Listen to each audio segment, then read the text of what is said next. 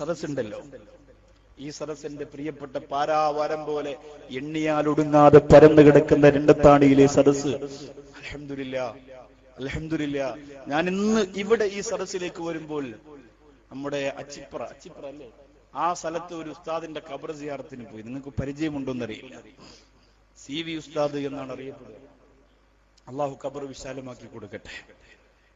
ഖബറിൽ വലിയ അലങ്കാരങ്ങളും കെട്ടി ഉയർത്തി, സാധാരണ കുറെ ആളുകൾ അടക്കിയിരിക്കുന്നതിനിടയിൽ ഒരു ഖബർ. CV മുഹമ്മദ് കുട്ടി ഉസ്താദ്, അള്ളാഹു സുബ്ഹാനഹു വ തആല അദ്ദേഹത്തിന്റെ ഖബർ ജീവിതം സന്തുഷ്ടിയിലും സംതൃപ്തിയിലും അള്ളാഹു ആക്കി കൊടുക്കുമാറാകട്ടെ. മുതിരമണ്ണ ഉസ്താദ് എന്നാണ് അറിയപ്പെടുക. അല്ലാഹുവേ, പെരിന്തൽമണ്ണ താഴേക്കോട് 10-25 കൊല്ലം സേവനം ചെയ്ത മഹാൻ, ഒരുപാട് ദീർഘനാൾ സമസ്തയ്ക്ക് വേണ്ടിയൊക്കെ പ്രവർത്തിച്ച മഹാൻ. ഇതുപോലെ വലിയ സദസ്സ് വരുമ്പോൾ ഏറ്റവും പുറകിൽ ഒരു കസേരയിട്ട് ആരും കാണാതെ വന്ന് ഇങ്ങനെ ഇരുന്നിട്ട് ഇങ്ങനെ പോവും. ഈ അടുത്ത സമയത്ത് കണ്ടില്ല, അത്തിപ്പറ്റ ഉസ്താദ് ഒരു ചെറിയ പള്ളിയുടെ സദസ്സിൽ പരിപാടിക്ക് പോയിട്ട് സുബ്ഹാനല്ലാഹ് ചങ്കു പൊട്ടിപ്പോയി. എന്റെ പ്രിയപ്പെട്ടവരെ, അല്ലാഹു അവർക്കൊക്കെ ദീർഘായുസ് കൊടുക്കട്ടെ.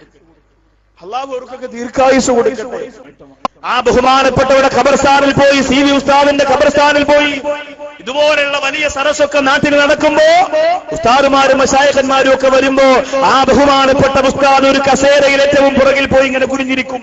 സംഘാടകർ വന്നിട്ട് ഉസ്താദെ സ്റ്റേജിലേക്ക് വരണമെന്ന് പറഞ്ഞാൽ കരഞ്ഞിട്ട് പറയും, എനിക്ക് ആ സ്റ്റേജിൽ കയറാനുള്ള യോഗ്യതയില്ല മോനെ എന്ന് പറയും. എനിക്ക് ആ സ്റ്റേജിൽ കയറാനുള്ള യോഗ്യതയില്ല മോനെ.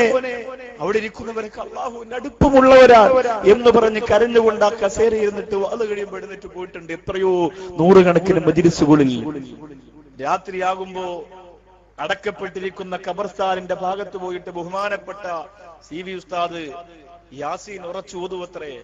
അവർക്കൊരാശ്വാസം കിട്ടുന്നെങ്കിൽ കിട്ടട്ടെ എന്ന് പറഞ്ഞു. ഞാനും എന്റെ പ്രിയപ്പെട്ട സുഹൃത്തുക്കളും ഇന്നവിടെ പോയി കണ്ണീരൊഴുക്കി 5 മിനിറ്റോളം ദുആ